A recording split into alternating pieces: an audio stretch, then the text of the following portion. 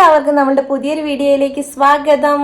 എന്തൊക്കെയുണ്ട് എല്ലാവരുടെയും വിശേഷങ്ങൾ? എല്ലാവരും സുഖമായിട്ടിരിക്കുന്നു വിശ്വസിക്കുന്നു. അതുപോലെ തന്നെ ഞങ്ങളും ഇവിടെ സുഖമായിട്ടിരിക്കുന്നേ.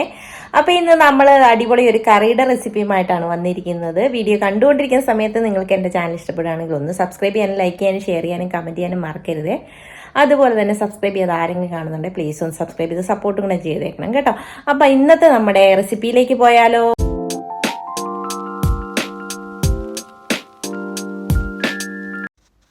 അപ്പോൾ അതിനായിട്ട് ഞാനിവിടെ ഒരു മൺചട്ടി അടുപ്പത്ത് വെച്ച് അതിലേക്ക് ആവശ്യത്തിനുള്ള വെളിച്ചെണ്ണ ഒഴിച്ചിട്ടുണ്ട്. ഒരു 2 ടീസ്പൂണോളം വെളിച്ചെണ്ണ കാണുമേ. അതിലേക്ക് ഞാനൊരു 1/4 ടീസ്പൂണോളം ഉലുവ ഇട്ട് കൊടുത്തിട്ടുണ്ട്. ഉലുവ ചെറുതായിട്ടൊന്ന് പൊട്ടി വരുന്ന സമയത്ത് നമുക്കിതിലേക്ക് 1 ടീസ്പൂൺ കടുക് ഇട്ട് കൊടുക്കാം. കടുക് ഒന്ന് മൂത്ത് വരുന്ന സമയത്ത് നമ്മളിതിലേക്ക് എടുത്തിരിക്കുന്നത് ഒരു 4-5 പച്ചമുളക്, ഒരു ചെറിയ കഷ്ണം ഇഞ്ചി അരിഞ്ഞത്, പിന്നെ കുറച്ച് ഉള്ളി ചതച്ചത്, പിന്നെ ഒരു 2-3 കഷ്ണം വെളുത്തുള്ളി നീളത്തിൽ അരിഞ്ഞതും എടുത്തിട്ടുണ്ട്. അപ്പം നമ്മുടെ കടുക് പൊട്ടി വന്ന സമയത്ത് നമ്മളതിലേക്ക് ഉണക്കമുളക് ചേർത്ത് കൊടുത്തിട്ടുണ്ട്. എന്നിട്ട് ഇളക്കി കൊടുക്കുവാണ്. അതിന് ശേഷം നമ്മളിതിലേക്ക് ആവശ്യത്തിനുള്ള കറിവേപ്പില ചേർത്ത് കൊടുക്കുവാണ്.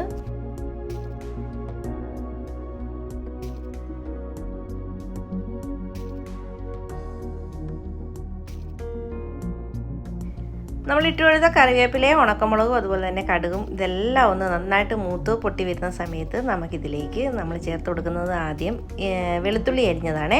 അപ്പോൾ നമ്മൾ ആദ്യം വെളുത്തുള്ളി ഇട്ട് കൊടുത്തിട്ട് നന്നായിട്ടൊന്ന് ഇളക്കി കൊടുക്കണം. ഇളക്കി കൊടുത്തിട്ട് അതിൻ്റെ പച്ചമണം ഒന്ന് മാറി വരുന്ന സമയത്ത് വേണം നമുക്കിതിലേക്ക് ഇഞ്ചി ചേർത്ത് കൊടുക്കാനായിട്ട്. എല്ലാം ഒത്തിരി നന്നായിട്ട് മൂത്ത് പോകണ്ട, എന്നാൽ അതിൻ്റെ പച്ചമണം മാറി കിട്ടുകയും ചെയ്യണം. ആ രീതിയിൽ വേണം എടുക്കാനായിട്ട്. ഇപ്പോൾ അടുത്തായിട്ട് നമ്മൾ ഇഞ്ചി ഇട്ട് കൊടുക്കുന്നുണ്ട്. ചെറിയൊരു കഷ്ണം ഇഞ്ചിയാണ് എടുത്തിരിക്കുന്നത്, നീളത്തിൽ അരിഞ്ഞതാണ്. അതും കൂടെ ചേർത്ത് കൊടുക്കുന്നുണ്ട്. ഇഞ്ചിയും വെളുത്തുള്ളിയും അതുപോലെ തന്നെ ഈ ചേർത്ത് കൊടുക്കുന്നതുമാണ് ഈ കറിക്ക് നല്ല ടേസ്റ്റ് കൊടുക്കുന്നത്. അപ്പോഴത്തേന് ഞാൻ അതും കൂടി ഇട്ട് കൊടുത്ത് ഒന്ന് നന്നായിട്ട് അതിൻ്റെ ഒന്ന് പച്ചമുളക് മാറി വരുന്ന സമയത്ത് നമുക്കിതിലേക്ക് 3-5 പച്ചമുളകോളം ഇട്ടിട്ടുണ്ട് ഞാൻ കേട്ടോ. എരിവ് കുറവായ പച്ചമുളകാണ്. അതുകൊണ്ട് ഒരു 6 ചേർത്ത് കൊടുത്തിട്ടുണ്ട്. അതും കൂടി ഇട്ട് കൊടുത്ത് നന്നായിട്ട് ഇളക്കി കൊടുക്കുന്നുണ്ട്.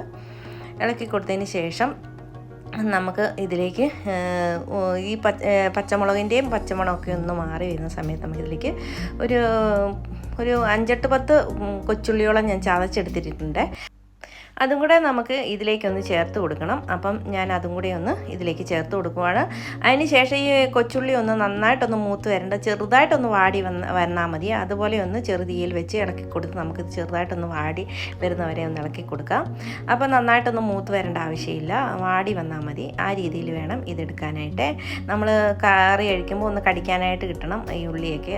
അതേ രീതിയിൽ വേണം നമുക്കിത് റെഡിയാക്കി എടുക്കാനായിട്ട്. അപ്പം അതും കൂടി ഇട്ട് കൊടുത്ത് നന്നായിട്ടൊന്ന് ഇളക്കി കൊടുക്കുന്നുണ്ട്.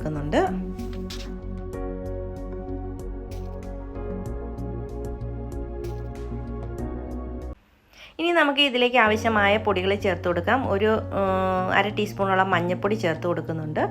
അതിനുശേഷം നമുക്കിതിലേക്ക് ഒരു 1/4 ടീസ്പൂണോളം കാശ്മീരി മുളക് പൊടിയാണ് ചേർത്ത് കൊടുക്കുന്നത്.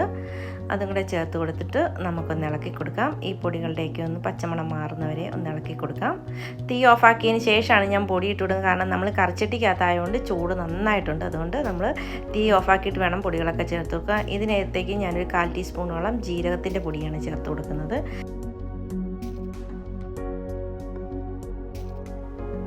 ഇനി നമുക്കിതിലേക്ക് ചേർത്ത് കൊടുക്കേണ്ടത് കായത്തിൻ്റെ പൊടിയാണ്. ഒരു 1/4 ടീസ്പൂണോളം കായത്തിൻ്റെ പൊടിയും കൂടെ ചേർത്ത് കൊടുക്കുന്നുണ്ട്.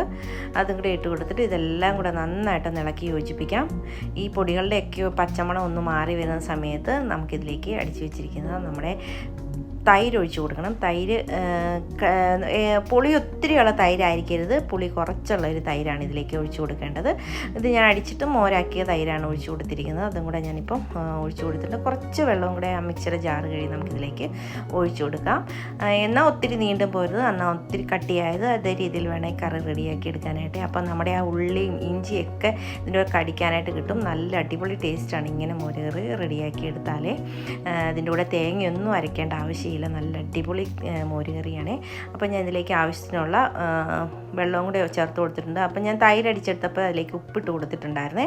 അങ്ങനെയാണ് തൈര് നമ്മുടെ മിക്സിയുടെ ജാറിലിട്ട് അടിച്ചെടുത്തിരിക്കുന്നത്. ഇപ്പോൾ കണ്ട നമ്മുടെ അടിപൊളി ടേസ്റ്റുള്ള മോരുകറി തൈര് കറി ഇവിടെ റെഡിയായി വന്നിട്ടുണ്ട്. അപ്പോൾ ഇതേ രീതിയിൽ ഇത് കറി തയ്യാറാക്കി നോക്കാത്തവർ തീർച്ചയായിട്ടും ഒന്ന് തയ്യാറാക്കി നോക്കണം. ചോറിൻ്റെ കൂടെയും അതുപോലെ തന്നെ കപ്പയുടെ കൂടെയൊക്കെ കഴിക്കാൻ അടിപൊളി ടേസ്റ്റാണ്. നോയമ്പ് കാലത്തൊക്കെ നമുക്ക് ഉണ്ടാക്കാൻ പറ്റിയ അടിപൊളി കറിയാണ്. വളരെ പെട്ടെന്ന് നമുക്കിത് ഉണ്ടാക്കി എടുക്കുകയും ചെയ്യാം. തീർച്ചയായിട്ടും എല്ലാവരും ഒന്ന് ട്രൈ ചെയ്ത് സപ്പോർട്ടും കൂടെ ചെയ്തേക്കണം കേട്ടോ. സ്കിപ്പ് ചെയ്യാതെ വീഡിയോ മുഴുവൻ ഒന്ന് കണ്ട് സപ്പോർട്ട് ചെയ്യണേ. ഇതുപോലെ ചെറിയ ചെറിയ കുക്കിംഗ് വീഡിയോസും വ്ളോഗ്സും ഒക്കെ ആയിട്ട് വരുന്നവരെ എല്ലാവർക്കും താങ്ക് യു.